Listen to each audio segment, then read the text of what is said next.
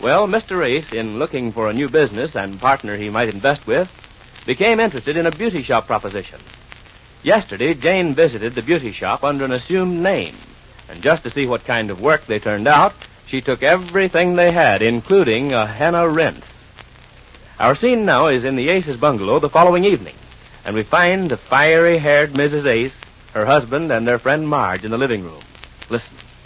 Do you mean to sit there and tell me you're not going into the beauty shop business now? That's right, Jane. You mean after I go to the trouble of making myself look like this, you're not going to buy that beauty shop? I'm sorry, Jane, but you must remember that it wasn't my idea that you go to that shop and get yourself messed up. You didn't say to me, go down there and bring home some samples of the work they do. I did not. That was your idea. Well, sure it was my idea. And why? Because I'm always thinking of ways to help you. I believe a wife should take the bitter with the better. Well, this is the bitter. Can you take it? Oh, I can take it. I can take the bitter with the better. It's not me I'm thinking about. It's just that you're making a fool out of this henna rinse. Oh, I am. Yes, well, he is. After I go down there and spend a whole day trying out everything those beauty operators could do, and now he tells me he's not going into it. Well, he has good reasons, Jane. What good reason? Just because the place has been losing money? Oh, I suppose that's not reason enough. Here a guy writes me that he's making a nice profit in a beauty shop, and I look over the books and find that he expects to make a nice profit if I come in with him. Well, I'm not going to get gray hairs worrying about that. Well, that's fine. That shows how much you're willing to do. It's all right if I change the color of my hair, but when it comes to you turning gray, you won't do it. Oh, I see. Well, I don't see anything to laugh about, Marge. Well, there's no use getting mad. I'm not mad. Oh, you are.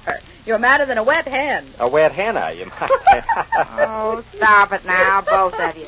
That's sure fine. Just ask me once more to do something for you. I didn't ask you to change the color of your hair. Go ahead and ask me, that's all. Just ask me to do something to help you out. Why? What would you do if I Oh, did? you'll find out, and the laugh will be on the other foot. Just ask me and see. I've thought of something to tell you that, well, I just can't wait till you ask me. All right. Jane, would you do something for me? No. No, is that what you thought of? Surprise, huh? Well, not so much surprise as hurt. Hurt, huh? Yes, Jane, hurt to the quick, if you must know. Well, how do you suppose I feel with my hair looking like this and you telling me I did the whole thing for nothing? Well, all right for you. That's all I can say. Well, it's your own fault, dear, the things I do All for right, you. if you feel that way about it, I'll struggle along by myself. I try to help you out, but you don't appreciate Please, what I Jane, do. don't hurt me any more than you have. Oh, well, all right. What do you want me to do? Oh, now there, you see, you changed your mind again. Well, I can't help it. I guess I'm just one of those wives that's always doing things for their husband, even if he doesn't appreciate Now, it. Jane, you know I appreciate what you did, and I know why you did it. You did it to help me out, to see if this beauty shop was worth going into. But you must remember that I didn't ask you to go down there, and even if I would have asked you, I certainly wouldn't have asked you to come home a redhead with a new hairdress. You know that. After I spend $7.50 down. But I'm going to give you that money back. I'll give it to you now if you'll stop complaining. Here, I'll give you the $7.50 and the tip. Well... Here, I told you I was going to reimburse you. Here you are. 5. There's a 5, 6, 7. I think I have some change here. Yes, 50 cents. There you are, $7.50. There. That's what you spent, isn't it? Yes, $7.50. Well, here you are. Hush money. Well, how about the tip? Oh, yes. Don't ever have your hair hennaed again. That's the best tip I can give you. Oh, no, Ace, that's not well, fair. she asked for it. Is that what you mean, a tip? Well, it's certainly a good tip, because if you only knew how you look... I know now. I can see, can't I? Well, now, let's just forget about the whole incident. You're paid in full, and that ought to be that. Now, I have to get busy looking for some other replies I got to that ad. I've got to find some new business to go into. Are you still getting letters to that ad? Oh, plenty of them now, but the trouble is finding the right business. Most of these things are so silly or vague. Now, here's one I got here. Let me see if I can find it. This ought to hand you a laugh. I had it here just a second. Oh, yes, here. Listen to this. You too, Jan. What? Listen to this letter. Oh. Dear Sir, I am a widow with 2 children, age 5 and 8, both beautiful, well-behaved children, as you can see by the snapshot enclosed. It was taken at a picnic by my late husband. I am in the middle and 5 feet 4 tall, weigh 118 pounds, and have red hair. Red hair, of all Yes. things. Let me see that picture. Here, look at it. There she is. Oh, she's sweet looking. Yeah, she wants to get married. Married? Oh, I had a hunch it was something like that. Yeah, she has $7,500, and if I have a like amount, she'll marry me. Marry you? That's what she says. Here, I'll read it to you. Here it is, right here. I have $7,500 as your ad calls for, and I am looking for a partner. A life partner, if you know what I mean. I wonder if you would send a snapshot of yourself and more particulars. There you are. If that's not a proposal of marriage, I never saw one. I know, dear, but you couldn't do that.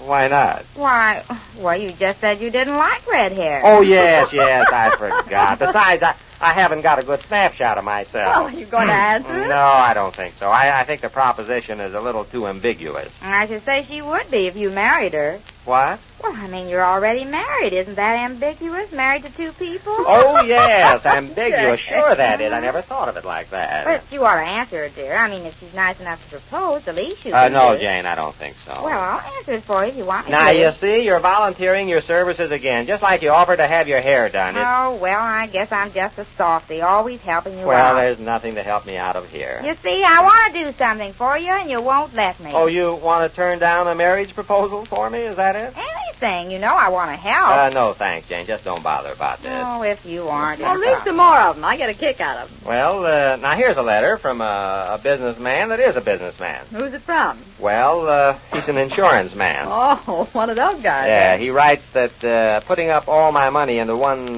basket is the wrong thing to do. The right thing would be to invest part of it in insurance. Well, there's something in that. Yes, he should know the trouble I've had meeting my insurance premiums now. The guy that sold me that last little annuity told me I wouldn't miss the money. Well, I've missed it every year so far. Oh, you have. And besides, this little plan he thought of, where I take part of this $7,500 that I want to invest and buy myself a single premium annuity, I think it would pay when I reach the age of 90 about $10 a week as long as I live. And at 95, I think they give you a rocker to sit in and a window to look out of. Something like that. I don't know. What business is that, dear? What? That sounds interesting. What business is that? Oh, well, that's an insurance company. Oh, that's nice. Have they got $7,500 to put up? What? The insurance company. Isn't that who it's from? They want to go into business with you? Oh, yeah. They want to make me a paid-up member of the firm for life. Yeah. Oh, no, Jane. They want to sell him some insurance. What do you mean, sell Well, I don't think you'd better go into that now, Marge. Oh, why not? Well, you know what insurance is, don't you, Jane? I think so. Oh, sure you do. I took out an insurance policy myself not so long ago, a $1,000 policy. $1,000? Oh, where did you get $1,000? Oh, I only had to pay about $35 for it. Only 35? Oh, where did you buy it? Oh, some man came to the office, and I just... Well, now, there's what I call a bargain. $35 for $1,000. I told you shouldn't have started that, Marge. You Well, see what do you it... mean I started? Now, dear, there's something for you to go into. Who is the man, Marge? Can you find him again? Oh, I don't think I'd have much trouble, Jane. Well, find him. Dear, did you hear that? $1,000 for only Jane, the $1,000 is only paid when you die. When you die? Yeah, when Marge dies, her policy pays $1,000. Well, how can she make a living out of that? How can she make a living out of it? Now, there's a sensible question, Why, Jane. that's the silliest thing I Jane, ever heard of. some other time, huh? What? We'll take that up in detail some other time. It's a little involved, and I want to get on with some more of these letters. Yes, let's hear some more letters. Well, Yeah. I was only trying to find out something. Are you sure you got that right, Marge? $35 for $1,000? Yes, Jane, that's right. Well, I'd like to talk to that man. You must have misunderstood him. Dear, give me that letter and Now, let me you talk to that see, man. you're starting again, just as you did when the beauty shop came up. You offered to bring home a sample of the work they did, and what a sample. And now this. Maybe you want to get some sample life insurance policies. Maybe you want to try them out and see if they actually pay off. All right, that's the last time I'll offer to do anything for you. Well, fine. Would you put that in writing? Yes, give me a pencil and I'll certainly Oh, write. well, I'll take your word for it. Oh, stop it, will you two? Let's hear some more letters. What's next on the list, Ace? Well, let me see. Oh, yes, here's one. From now on, I guess won't pay the least bit of attention to you and your business. Fine, Jane. Now, this one is from... I'd just like to have you ask me something about the money I spend around the house sometime. Okay, Jane, I will sometime. Yes? Well, just try it sometime and see what I say. Yes, Jane, I'll make a mental note of that. Well, Now- you might as well tear it up for all the good it'll do you. Oh, Jane, now don't Well, start I don't over. care. Everybody has something to say about what we do with our money but me. Oh, no, not everybody. Oh, no? How about your folks? Oh, they're all right. How are yours? Sure, they're all right now. But when they weren't all right. Oh, How about your off oldest again. sister's youngest boy and your youngest sister's oldest girl? Yeah. When they had their tonsils out, you paid for that, didn't you?